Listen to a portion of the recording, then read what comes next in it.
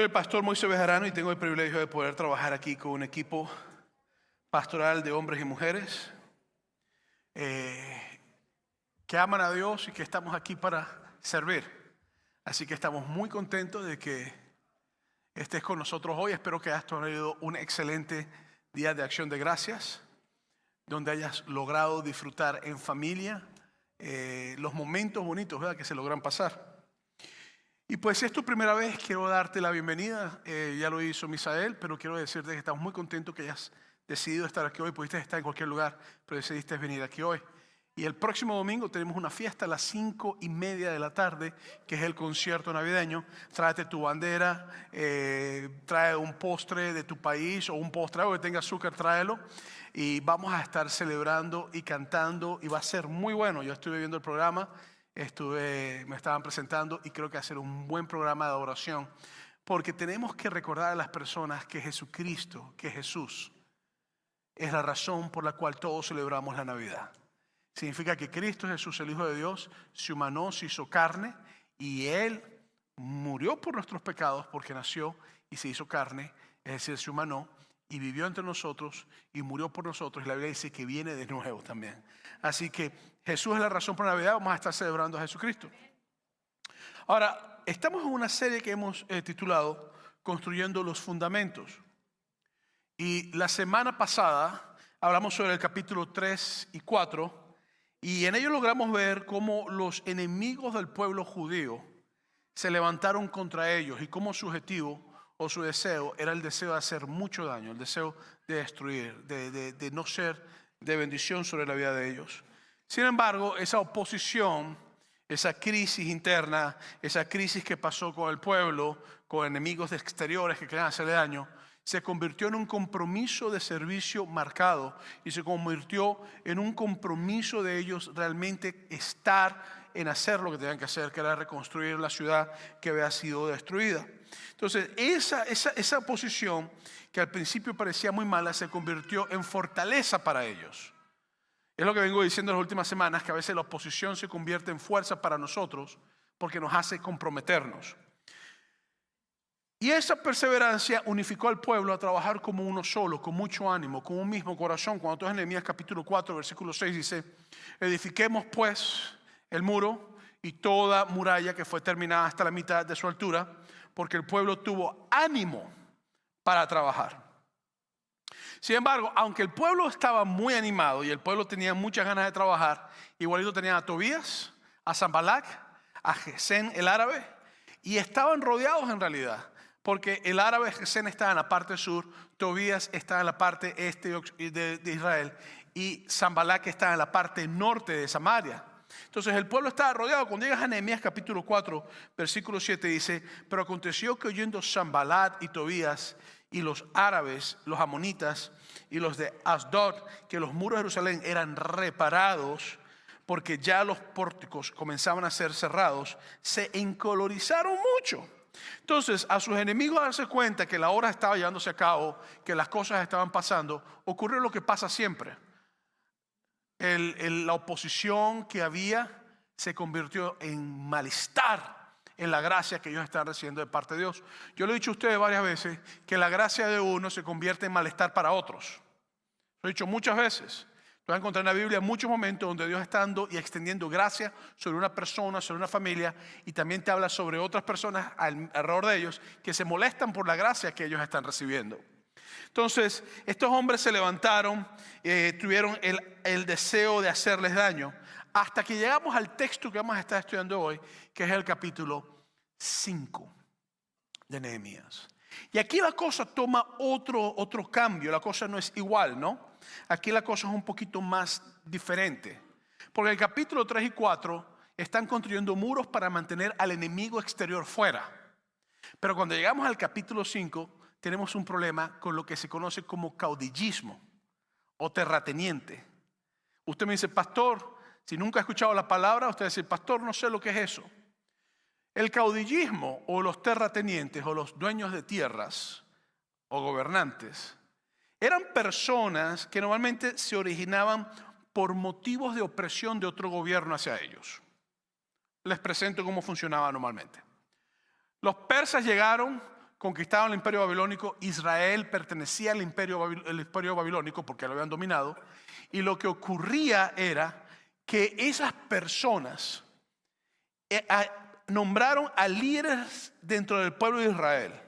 Y esos líderes dentro del pueblo de Israel empezaron a recibir beneficio del pueblo mismo, aparte del beneficio que el imperio persa recibía. Eso es algo muy común en Latinoamérica. En los Estados Unidos también pasa mucho. Es común en todo sistema de gobierno o en todo lugar donde hay opresión. Es aquel que está en una posición y saca beneficio de la posición y gobierna y logra hacer una alianza con el que está oprimiendo y también oprime al pueblo. Entonces, lo interesante es que en el capítulo 5, aunque ellos estaban construyendo muros para echar fuera al opresor externo, en el capítulo 5 te presenta la opresión interna. Y te presenta lo que estaba pasando dentro del pueblo. Y te presenta cómo el caudillismo, en la ironía de la vida, que estaban construyendo muros para mantener la opresión externa afuera, este caudillismo también estaba oprimiendo al pueblo también y estaba haciendo de carga para el pueblo. Llegamos a Nehemías capítulo 5, versículos 1 al 2 y dice así: entonces hubo gran clamor del pueblo y de sus mujeres contra sus hermanos judíos. Este está hablando de los líderes. Sus hermanos judíos, está hablando de los líderes. Y te los llama hermanos porque eran del mismo pueblo, no eran personas de otros países, eran mismos judíos. Había quien decía: nosotros, nuestros hijos y nuestras hijas somos muchos.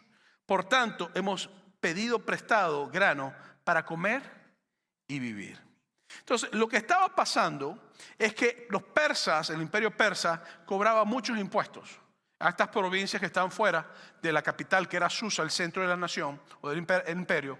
Ellos cobraban muchos impuestos. Y estos caudillos recolectaban el impuesto para el emperador, pero también recolectaban partes para ellos.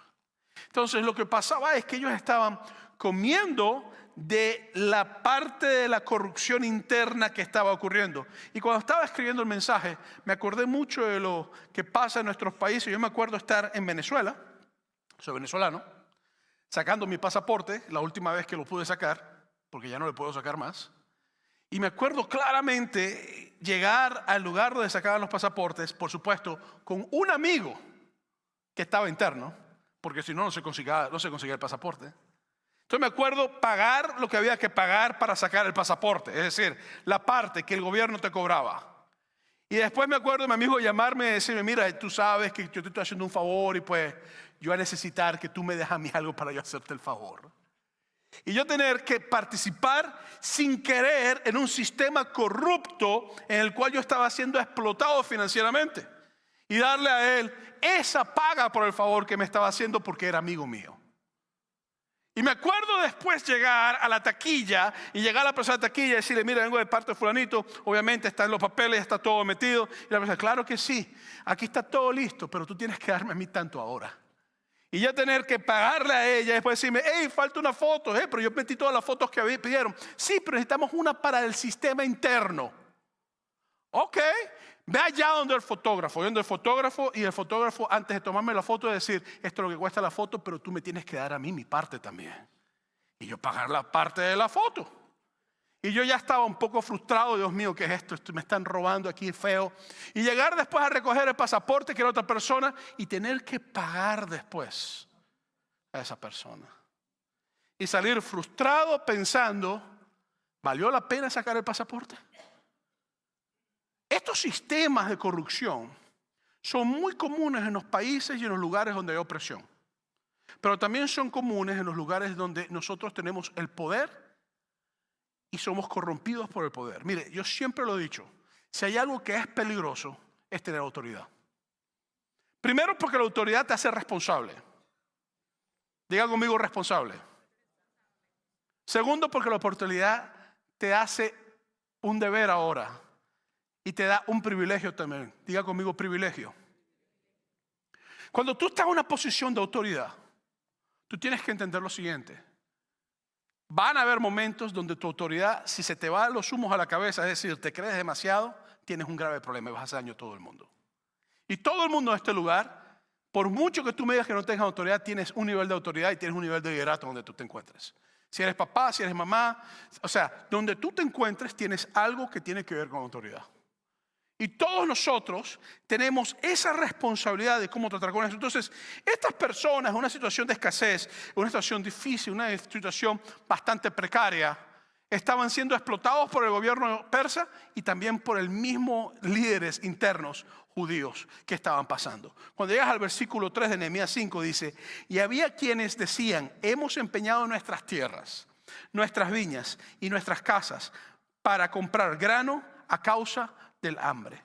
Entonces, lo que estaba pasando literalmente es que estas personas habían llegado a un punto donde sus tierras ya no eran de ellos, sus casas ya no eran de ellos, sus viñas ya no eran de ellos. Entonces se endeudaban para poder comer, pero ya no tenían cómo pagar, porque todo lo que su tierra producía era de los que les debían, y todas sus casas era lo que debían. Y cuando sigues leyendo el texto, el versículo 4 te dice, y había quienes decían, hemos tomado prestado dinero para el tributo del rey, es decir, para los impuestos o los taxes, sobre nuestras tierras y viñas. Entonces, las tierras, las casas tenían doble hipoteca. La hipoteca para ellos comer y la hipoteca para poder pagar los impuestos al rey. Entonces, esta gente estaba embromada. Tenía un serio problema que estaba siendo formulado por una situación de crisis interna. Y hay una cosa que yo he leído mucho en lo que tiene que ver con inversiones. Y había unos inversionistas franceses muy famosos que decían que el mejor momento de invertir en un país es cuando la sangre estaba corriendo por las calles. ¿Usted nunca ha escuchado eso? Y es normalmente lo que la gente hace. Hay una guerra en un país, todo está destrozado, nadie le da valor a las cosas. Entra un inversionista, compra todo a precio de gallina flaca, suben las cosas a un buen nivel y la persona es millonaria. Eso es lo que hacen los inversionistas. Y así es como funcionan los sistemas económicos. Por eso que siempre hay burbujas que explotan, hay crisis, el pobre se hace más pobre y el rico se hace más rico, porque tiene para invertir. Entonces, todo esto que yo estoy diciendo a ustedes no es algo moderno. Usted dice, es que es el país. No. Esto está pasando en la tierra de Nehemías. 400 y pico de años antes que Cristo viniera y que fuera a morir en esa misma tierra. Y cuando Cristo vino, también estaba pasando eso. Cuando llegamos al versículo 5 nos encontramos con algo bien interesante. Dice, ahora bien, nuestra carne es como la carne de nuestros hermanos. Es decir, somos la misma gente. Nuestros hijos como sus hijos. Y aquí que nosotros dimos nuestros hijos y nuestras hijas a servidumbre. En otras palabras, a esclavitud. Y algunos de nuestras hijas lo están ya. Y no tenemos posibilidad de rescatarlas porque nuestras tierras y nuestras viñas son de otros. Entonces déjame explicarte eso. En esa época era muy común que si tú me debías a mí dinero y tú no tenías la forma de cómo pagarme y yo ya había pasado todas las etapas que habíamos acordado, yo podía llegar a tu casa y decirte, dame a tu hija para que sirva en mi casa. Y entonces, normalmente comenzaban con las mujeres, te daban a la mujer si había mujer en la casa. No porque era una sociedad machista, aunque lo era, sino porque el hombre tenía que trabajar para intentar pagar el rescate por la muchacha. Entonces, si la muchacha no la daban, sino que daban al hijo varón mayor que tenía que trabajar y tenía la fuerza para trabajar, las posibilidades de rescatarla a ellas eran menores. Entonces normalmente te comenzaban con la muchacha. Si te habían pasado todas las muchachas de la casa, te seguían con los hijos menores, los que tenían la fuerza para trabajar todavía o producir. Y normalmente los hombres que producían, los que podían pelear o que podían en una guerra, eran los que se quedaban para tratar de salvar y rescatar. Por eso que estaba hablando que no podían rescatarlo. Entonces, eso no era una ley judía, aunque Dios la regula en la Biblia, de paso, esto Dios lo regula. Era una ley de la tierra, de la época. Era algo que era común. Tú me debes, no me puedes pagar. Ok, tienes un hijo, ese hijo, esa hija va a servirme a mí mientras tú pagas tu deuda con su servicio.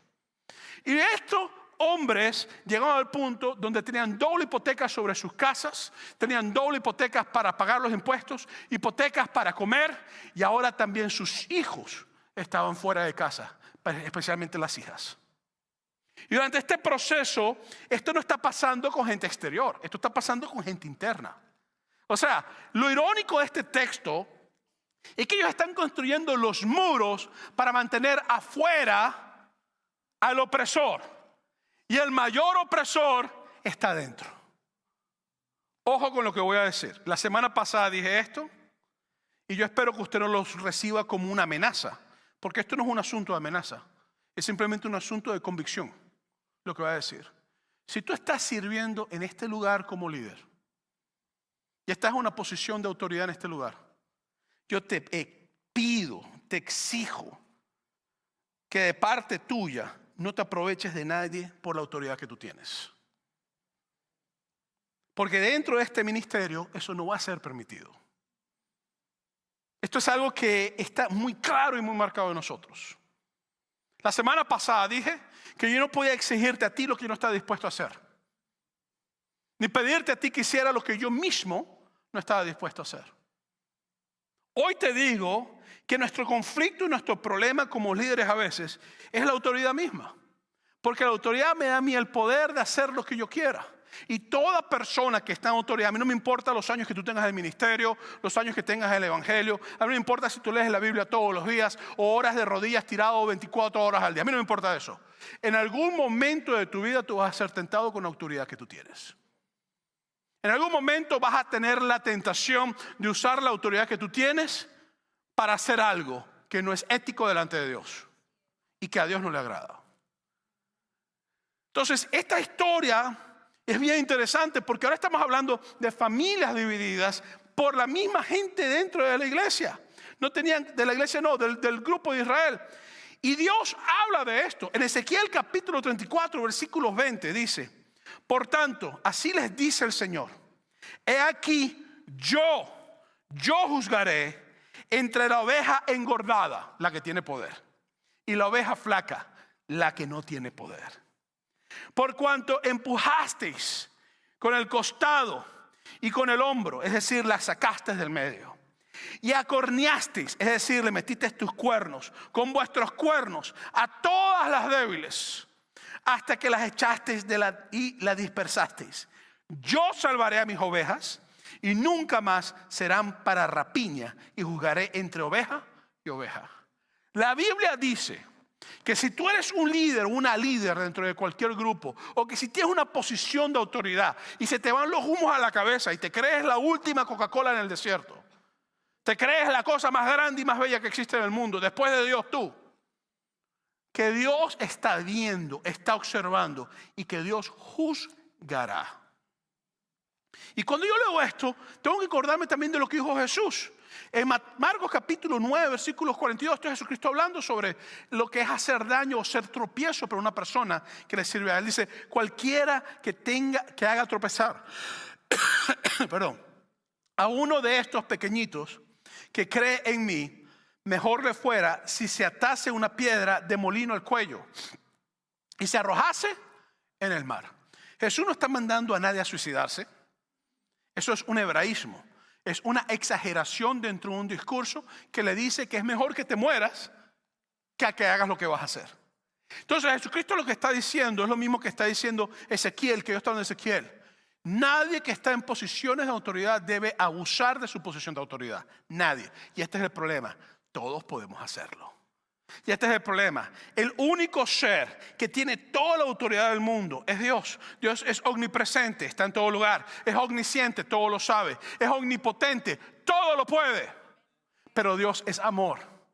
Y su amor no permite que su omnisciencia, ni su omnipresencia, ni su omnipotencia lo hagan un ogro que nos va a hacer daño a nosotros, sino que su amor los balancea. El problema con nosotros es que nosotros queremos el poder que viene de parte de Dios sin el amor que viene de parte de Dios.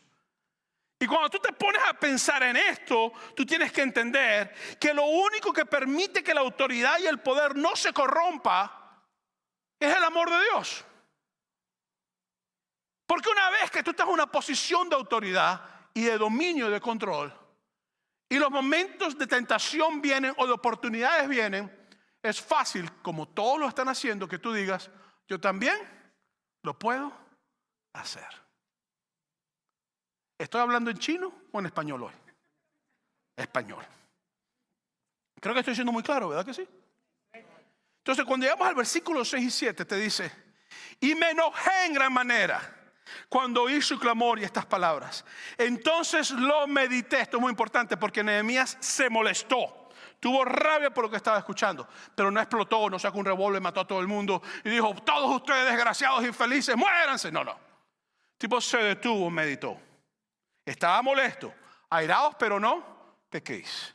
Estaba molesto. Vio la circunstancia. Y después que meditó y que comprendió lo que tenía que hacer, dice: y reprendí a los nobles y a los oficiales y les dije: ¿exigís interés cada uno a vuestros hermanos? Y convoqué contra ellos una gran asamblea. Entonces, esto es interesante porque el mismo pueblo que estaba trabajando para construir las murallas, para mantener a los enemigos exteriores fuera, estaban luchando con enemigos interiores. Personas internas dentro del grupo, líderes dentro del grupo. Entonces, en las últimas semanas he dado varias lecciones o varias cosas que podemos aprender nosotros de cada capítulo. Entonces, la pregunta que yo tengo que hacerme es: ¿qué puedo aprender yo del capítulo 5 como líder? Y todos aquí somos líderes. Pastor, yo no tengo una posición de liderato. Sí la tienes. Si tú tienes familia, tú eres un líder en tu familia. Algo tienes que hacer en tu familia. Si trabajas en un lugar, tienes una posición de responsabilidad. Eso es liderato. Responsabilidad es liderato. Entonces, cuando yo pienso en esto, la primera lección que yo tengo que entender es: ante la oportunidad de corrompernos, porque todos lo vamos a tener, debemos mantenernos firmes haciendo lo correcto. Esto es más fácil dicho que hecho. Ahora, el enojo de Nehemías, en mi opinión, era esencial. Nehemías se enoja porque sintió dolor. Y el dolor en casos como estos son esenciales para que cuando la oportunidad de corromperte venga, no te corrompas. ¿Por qué digo esto? Porque cuando tú vas a Nehemías capítulo 1, versículo 3, esto es lo que dice: y me dijeron, el remanente, los que quedaron de la cautividad allí en la provincia, están en gran mal y afrenta, y el muro de Jerusalén derribado y sus puertas quemadas a fuego. Versículo 4 del capítulo 1 de Nehemías. Cuando oí estas palabras, me senté y ¿qué hizo?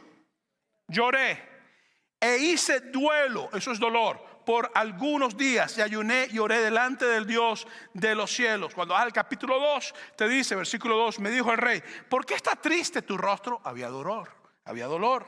Pues no estás enfermo. No es esto sino quebranto de corazón. Entonces temí en gran manera y dije al rey: para siempre viva el rey. ¿Cómo no estará triste mi rostro cuando la ciudad, casa de los sepulcros de mis padres, está desierta y sus puertas consumidas por el fuego? Entonces, el dolor que Nehemías sintió en el capítulo 1 cuando era noticia, el dolor que Nehemías sintió ante la presencia del rey, lo está protegiendo ahora de no corromperse. Ojo, porque cuando tú has pasado por algo que te causa dolor y que te hace sentir compasión, empatía, sentimientos, y te hace sentir el sufrimiento del otro, cuando tú estás en la posición de poder y puedes explotar a tu prójimo porque tú sabes ese dolor y tú has llorado por ellos, no lo haces. Entonces yo he aprendido con los años que el dolor que se siente ahora por las injusticias es una protección de Dios para la tentación que podrás confrontar más adelante. Eso es lo que yo he aprendido con los años. Yo he aprendido con los años, cuando yo he pasado por momentos de dolor, que he tratado alguna situación y me duele el corazón, y de repente 5 años más tarde se presenta una situación donde yo puedo hacer lo mismo que causó daño a las otras personas, pero el recuerdo de ese dolor vuelve otra vez a revivir y digo: no, yo no puedo hacer eso. La oportunidad está, ahí están todas las oportunidades, pero yo no puedo hacer eso. No lo puedo hacer porque no es ético, a ti no te gusta Dios y eso daña a mis prójimos. Entonces, cuando tú piensas en esto, de esta perspectiva, tú tienes que entender entonces de que Dios permite a veces crisis en nuestras vidas para protegernos cuando estamos en posiciones buenas. Porque cuando tú te acuerdas de las crisis, en los momentos de bonanza, esa crisis te permite a ti no hacer lo malo que te hicieron a ti. Cuando llegas al versículo 8 dice: y les dije, nosotros, según nuestras posibilidades, hablando de Nehemías y lo que estaban con él, rescatamos a nuestros hermanos judíos que habían sido vendidos a las naciones, y vosotros, hablando de los líderes judíos que estaban internos, vendéis aún a nuestros hermanos y serán vendidos a nosotros. Y callaron pues no tuvieron que responder. Entonces, Nehemías había dejado todo para salvar al pueblo de Israel. Se había ido. Él estaba arriesgándose, lo podían matar. De hecho, en los próximos capítulos va a intentarlo de matar. Vienen unas cosas increíbles, unos complots feos. El tipo está en peligro. Y él, viendo las circunstancias, dice: oye, yo dejé todo para estar aquí. Y ustedes que están aquí con el pueblo, por estos años ustedes han caído en un abuso hacia el pueblo, se han beneficiado, así como cobraron impuestos para el rey, han cobrado impuestos para ustedes. Y los líderes se quedaron callados. ¿Sabes? Se quedaron callados. El versículo 9 dice: dije, no es bueno lo que hacéis. No andaréis en el temor de nuestro Dios para no ser oprobio de las naciones enemigas nuestras. También yo y mis hermanos y mis criados les hemos prestado dinero y grano. Quitémosles ahora este gravamen. Os ruego que los devolváis hoy sus tierras, sus viñas, sus olivares y sus casas, y la centésima parte del dinero, del grano, del vino y del aceite que demandáis de ellos con interés. ¿Saben por qué se quedaron callados los líderes espirituales? O los líderes, de la región de Israel. Se quedaron callados por una simple razón. Porque en Éxodo, la ley de Moisés, la ley que ellos conocían, porque Moisés fue mucho antes de esto, y ellos conocían la ley muy bien. En Éxodo capítulo 22, versículo 25, la ley de Moisés, la ley que ellos tenían, decía lo siguiente: cuando prestares dinero a uno de mi pueblo, al pobre que está contigo, no te portarás con él como logrero, ni le impondrás usura. Otras palabras, no vas a destruirlo económicamente. No vas a prestarle con intereses para comértelo. Le vas a prestar porque hay necesidad. No le vas a prestar para tú hacerte rico. En Deuteronomios capítulo 23, versículo 19 dice: no exigirás de tu hermano interés de dinero, ni intereses de comestibles, ni de cosa alguna de que se suele exigir intereses. Está hablando del pueblo. Cuando vas a Levíticos capítulo 25, misma ley de Moisés, versículos 39 dice: y cuando tu hermano empobreciere estando contigo, oye, y se vendiere a ti como esclavo, no le harás servir como esclavo. Entonces, esta gente tiene que quedarse callados, porque ellos saben lo que la ley de Dios decía. Ellos comprendían que lo que estaba haciendo era malo. Ellos sabían que estaban con usurería, estaban aprovechándose, estaban haciendo mucho mal al pueblo. Mire, yo le voy a decir una cosa. Este es el problema de nosotros. Nosotros, cuando tiene que ver con la ley de Dios, escogemos el poder sobre la ley de Dios. Pastor, yo no hago eso. Claro que lo haces. Mira, la ley dice que no hables testimonio falso de tu hermano. Pero cuando tú estás sentado en ese momento tomándote la taza espiritual, esa que te estás tomando a veces de café, el poder de decir cosas que no tienes que decir viene. ¿Cuál haces tu caso? ¿A la ley o a la taza de café? Depende de lo que tú hagas. La ley dice que ames a tu hermano como te amas a ti mismo. Pero cuando viene el momento de tratar con tu hermano, a veces hay desprecio. Tienes el poder de despreciar a tu hermano, especialmente si estás en una posición económica mejor, o si estás en una posición de autoridad, o si tú te crees que eres superior. Entonces, el problema de nosotros es que, y esto lo ves, mira, cuando yo estudio lo que son los gobiernos de los países, o estudio las historias de los países, esto se ha repetido en todos los países a nivel mundial. En los mismos Estados Unidos esto pasa. Esto pasa en Europa. La historia me dice a mí que esto no es único a los países latinos, como muchos quieren hacer pensar. Y dicen, ¿por qué los países latinos siempre son corruptos? Parece que hay unos que son finos en su manera de ser corruptos. Que la corrupción se mantiene escondida y nadie se da cuenta. Hay otros que no, que lo hacen públicamente y no les importa. Entonces yo tengo que entender que si yo estoy en una posición de autoridad, yo no puedo sacar privilegio de mi hermano, de mi hermana. Yo no puedo abusar del que es débil. Yo no puedo construir muros para proteger al pueblo, para yo después sacarle la sangre y su vida que tienen, y así ser el único que pueda hacer daño al pueblo. Así no es como Dios funciona. Dios nos está llamando a comprender. Yo te pido que examines en tus niveles de autoridad cómo tú actúas con las personas. Te pido que examines en tu nivel de autoridad cómo tú actúas con tus clientes si tienes un negocio. Te pido que examines con tu nivel de autoridad cómo actúas con aquellos que están en tu trabajo si tú eres el jefe o la jefa. Porque Dios juzgará en el cordero gordo que hace daño a la oveja débil. Dios todo lo ve. Y el mismo rey David decía que él prefería caer en manos de Dios que caer en manos del hombre. ¿Por qué? Porque nosotros tenemos un problema, es lo que yo le digo siempre a mi familia. Yo tengo un conflicto cuando digo lo que digo, la justicia falsa. Cuando yo digo, actúa en mí la justicia falsa. ¿Por qué? Porque yo queriendo ser más justo que Dios, a veces puedo ser más injusto que la persona que está al frente. Porque o te doy mucho o te doy menos, pero Dios siempre te da lo que tú mereces. La justicia de Dios no es una justicia emocional, explosiva. No es una justicia que se rige por dolor. No, es una justicia que mide las cosas, que observa el daño, que observa las razones, las intenciones del corazón. Entonces, cuando tú ves esto, tú vas a encontrar que el versículo 12 te dice, y dijeron, lo devolveremos, los líderes, y nada les demandaremos. Es decir, se acabaron los impuestos sobre ellos de parte de los líderes internos. Haremos así como tú dices. Entonces convoqué a los sacerdotes y les hice jurar que harían conforme a esto. Otras palabras, ustedes tienen que jurar delante de Dios hoy. Hoy, delante de los líderes espirituales, ustedes prometen que paran su corrupción interna. Prometen que se acaba toda esta corrupción. Y les dije, así sacuda Dios de su casa y de su trabajo a todo hombre que no cumpliere esto. Y así sea sacudido y vacío.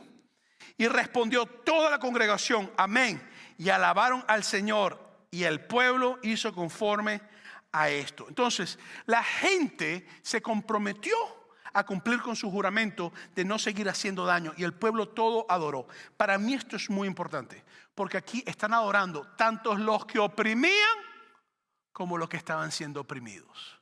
Porque así como Jeremías le hace llamado a los opresores del pueblo, que eran líderes del pueblo, y él hace un llamado a los opresores del pueblo, no opriman al pueblo, arrepiéntanse de sus pecados. Ahora le hace un llamado al pueblo, perdonen a sus hermanos por el daño que le han hecho.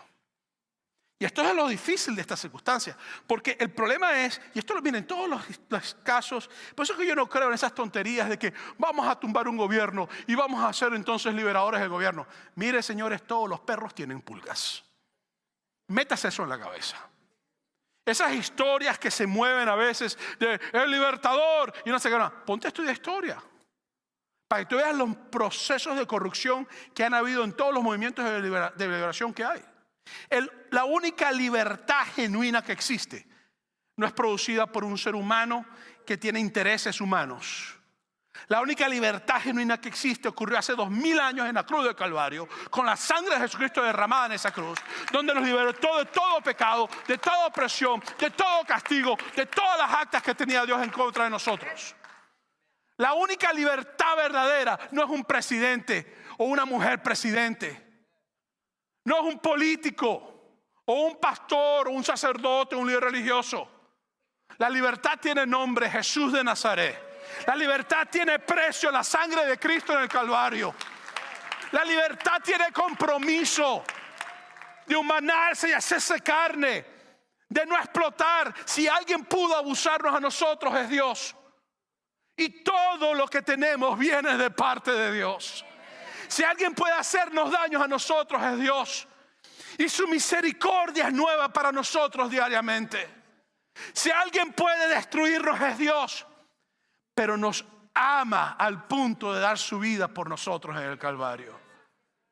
Entonces, ¿cómo es posible que nosotros, siendo simples personas, y yo siempre pienso en el poder de esta manera, y por eso es que yo siempre estoy pensando en la muerte, y usted dice, pastor, usted sí es fúnebre, usted sí es macabro en su forma de pensar. No, lo que pasa es que todo el poder que tú tengas se acaba en una tumba.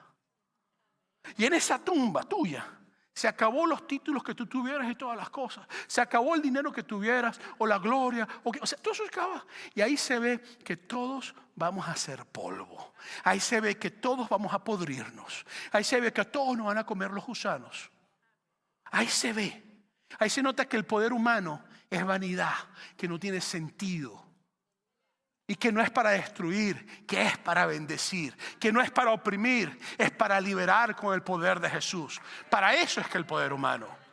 ¿Me estoy explicando bien o no, iglesia? Entonces, cuando uno logra entender esto y uno logra ver esto, Nehemías también está llamando al pueblo a que perdone a sus opresores. Porque ellos pueden decir, ahora que no tenemos esta opresión, ahora vamos a pagármela.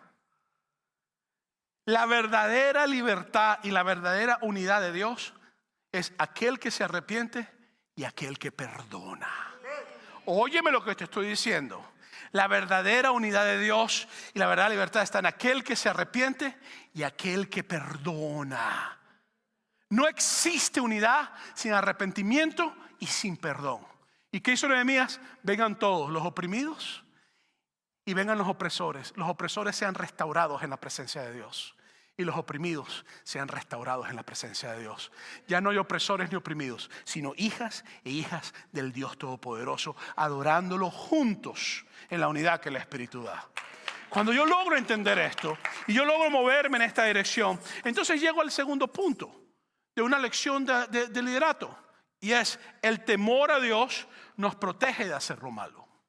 ¿Por qué te digo eso? Nehemías 5:14, también desde el día que me mandó el rey que fuese gobernador de ellos en la tierra de Judá, desde el año 20 del rey Artajerjes hasta el año 32, 12 años, estuvo 12 años haciendo esto, mientras está hablando ahí. Ni yo ni mis hermanos comimos el pan del gobernador. ¿Por qué? Porque el pan del gobernador era de los impuestos del pueblo. Y Nehemías dijo, yo no puedo comer ese pan porque esto es un impuesto de opresión. Esto no es un impuesto como tenía lo que Dios estableció en el Antiguo Testamento, que la gente traía y entonces todos participaban. No, esto es un impuesto de opresión. Yo no puedo comer ese impuesto, dijo Nehemías. Y cuando tú sigues caminando, el versículo 15 y 16 te dice, pero los primeros gobernadores que fueron antes de mí abrumaron al pueblo y tomaron de ellos por el pan y por el vino más de 40 ciclos de plata para un pueblo que no tenía dinero. Esto era mucho dinero en esa época. Y aún sus criados se enseñoraban del pueblo. Es decir, el jefe era corrupto, el asistente del jefe era corrupto, el asistente del asistente del jefe era corrupto, y el asistente del asistente del asistente del jefe era corrupto. Pero yo no hice así. A causa del temor. Oiga, ¿a causa de qué?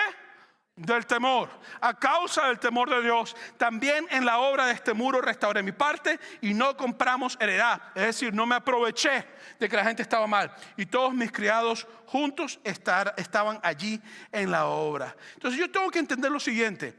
El temor a Dios me permite a mí ver la oportunidad de corromperme. Y ese temor me dice, no puedes hacerlo, Moisés.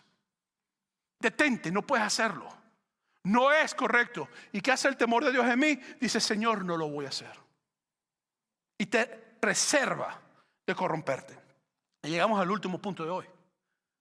Dios nos bendice cuando hacemos lo correcto. Y esto no es bendición para que tú seas un magnate como Elon Musk o como Jeff Bezos. Esto es la bendición que te permite dormir de noche. Esta es la bendición que tú te mueres sabiendo que Dios te está esperando. Esta es la bendición donde si hay desgracia en tu vida, tú dices, el Señor dio, el Señor quitó. Bendito sea el nombre del Señor. Esta es la bendición que va por encima de lo que tú quieras. Es la bendición que trasciende tu inmortalidad y todas tus peticiones. Es la bendición de que Dios conoce tu nombre. Que Dios te llama por tu nombre. Por eso que en el versículo 17 y 18 dice, además, 150 judíos y oficiales y los que venían de las naciones que habían alrededor de nosotros estaban a mi mesa. ¿Dónde estaban? ¿A la mesa de quién? De Nehemías. Sin cobrar impuestos, sin hacer trácala, sin hacer trampa, sin robarle al pueblo. Porque Dios lo estaba bendiciendo. Y lo que se preparaba para cada día. Oiga, esto es mucho dinero. Oiga, cada día era un buey y 6 ovejas escogidas. Esto es muchísimo dinero. También eran preparadas mis aves, para mí aves, y cada 10 días vino en toda abundancia, y con todo esto nunca requería el pan del gobernador, porque la servidumbre de este pueblo era grave. En otras palabras, él dijo: yo no voy a hacer de carga a las personas. Déjame decirte algo. Los otros líderes acapararon, se hicieron ricos, prosperaron. Su prosperidad era mala vida. Su prosperidad traía dolor a otros. Su prosperidad mostraba dónde estaba su corazón. En cambio, la prosperidad de Dios, esa prosperidad es la prosperidad que no destruye, es la prosperidad que da vida, es la prosperidad que bendice a aquel que está en necesidad, es la prosperidad que siente compasión por los demás. Por eso que Cristo dijo en Mateo 6, versículos 24 y versículos 21, porque donde está vuestro tesoro, allí está también vuestro corazón. Versículo 24: ninguno puede servir a dos señores, porque o aborrecerá al uno y amará al otro, o estimará al uno y menospreciará al otro. No puede servir a Dios y a las riquezas. Cuando llegamos al versículo 19, estas son las palabras de Nehemías. Él dice: acuérdate de mí para bien, Dios mío, y todo lo que hiciere por este pueblo. Está hablando del legado, pero el legado que Nehemías está hablando no es la teología del legado que se maneja hoy en día en los Estados Unidos y en nuestros países, donde tú estás buscando honor para ti. A mí me vienen personas y dicen: no, que el legado, y yo escucho muy bien. Y yo escucho y las personas me hablan y yo digo: esto no está buscando honor para Dios, está buscando honor para él o para ella. Tu legado no debe ser que la gente conozca tu nombre. Mira, a mí no me importa, y esto te lo digo hoy delante de Dios, si tú sales aquí y más nunca te acuerdas de mi nombre. Y dice: ese loco que estaba predicando en esa iglesia aquel día. No me importa eso. A mí me importa que si tú salgas de aquí, tú conozcas el nombre de Jesús. Eso sí me importa. Porque el legado mío y el legado de Nehemías es que Dios se acordara de él. El legado de Nehemías es que la ciudad fuera reconstruida, no que la gente dijera: Nehemías la reconstruyó. El legado de Nehemías no era que la gente buscara bendición para él o grandeza en su nombre o que todos lo amaran a él. El legado de Nehemías era el legado de que Dios en lo íntimo le dijera: Nehemías, hijo mío. Ese es el legado. Ese es el legado que tú tienes que buscar. Y en la autoridad, en la gloria, el legado de nosotros se puede convertir en lo que la gente dice de uno, en los reconocimientos que tenemos. El legado verdadero de Dios es que Dios conozca tu nombre. Y Jesús lo dijo así en Mateo capítulo 32, versículo 33, donde dice: a cualquiera pues que me confiese delante de los hombres. ¿Tú sabes cómo tú confiesas a Jesucristo ante los hombres? Viviendo para Jesús. Yo también le confesaré delante de mi Padre que está en los cielos. Y cualquiera que me negare delante de los hombres, yo también le negaré delante de mi Padre que está en los cielos. Entonces, Jerusalén destruida, reconstruida, muros para mantener a los villanos fuera, e internamente había una corrupción que se los estaba comiendo. Y Dios también tomó cartas en el asunto, en la corrupción interna, porque la obra que Dios hace es completa. Trató con lo exterior y trató con lo interior. La pregunta que yo tengo para ti: ¿qué obra interior tiene que hacer hoy Dios en tu corazón? Esa es la pregunta que te hago. Te invito a estar en pie. Voy a invitar a los líderes de oración. Si usted es líder o líder de oración, por favor, venga al frente. Vamos a orar en este momento. Si tú no conoces a Jesús como tu Salvador hoy, y tú tomas la decisión más importante de tu vida, que es entregarle tu vida a Jesús, yo quiero invitarte a que tú tomes la oportunidad hoy de decirle al Señor: Jesús, yo quiero recibirte como mi Señor. Yo quiero hoy recibirte como mi Salvador. Yo quiero hoy recibirte como aquel que me llamó a vivir. Yo quiero hoy que tú tomes esa decisión. Te invito a que tomes esa decisión. ¿Qué implica recibir a Jesús? Implica reconocer que murió en la cruz del Calvario por tus pecados. ¿Qué implica reconocer a Jesús y vivir para Él? Implica decirle: Jesús, hoy te entrego el dominio sobre mi vida. Yo vivo para ti, tú eres mi Señor y yo vivo para ti hoy. Así que si tú quieres reconocer a Jesús hoy como tu Salvador y decir: Señor, quiero que seas mi Salvador, que todo el mundo sepa que tú eres mi Salvador y quiero vivir para ti, yo te invito a que hagas esta simple oración conmigo. Inclina tu cabeza, cierra tus ojos ahí donde te encuentras y ora conmigo. Padre, gracias por el sacrificio de la cruz de Jesús. Gracias porque ahí Él se dio por mí. Perdona mis pecados. Gracias por hacerme tu hijo o tu hija si eres mujer, y límpiame en tu presencia. Jesús, hoy te proclamo mi Señor y mi Salvador. Esto te lo pido, Padre, en el nombre de Jesús. Amén y amén.